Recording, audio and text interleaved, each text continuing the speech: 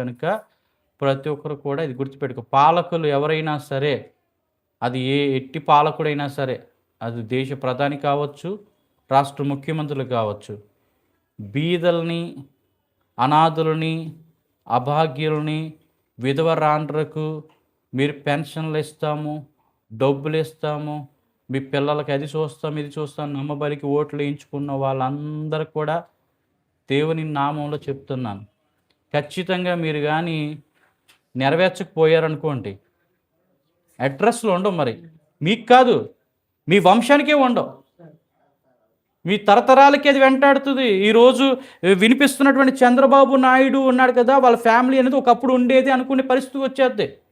పవన్ కళ్యాణ్ అనేవాడు ఒకడు ఉన్నాడు కదా, జగన్మోహన్ రెడ్డి అని ఒకడు ఉన్నాడు కదా, వీళ్ళు ఎవరైనా సరే తప్పు చేశారు అంటే మాత్రం ఏమవుతుంది, వాళ్ళ వంశానికి 1000 తరాల వరకు, లేకపోతే 3-4 తరాల వరకు శాపం అనేది ఏం చేస్తుంది, వెంటాడుతుంది. గమనించండి, దేవుడు చూస్తున్నాడు, ప్రతి ఒక్కరికి బుద్ధి చెప్పడానికి దేవుడు సిద్ధంగా ఉన్నాడు. కనుక నమ్మబలికి వాళ్ళు మోసం చేస్తే ఆ మోసాన్ని దేవుడు తీసుకుంటాడు, ఆ మోసానికి దేవుడు తిరిగి మూల్యం అనేది చెల్లిస్తాడు. మీరు ఎంత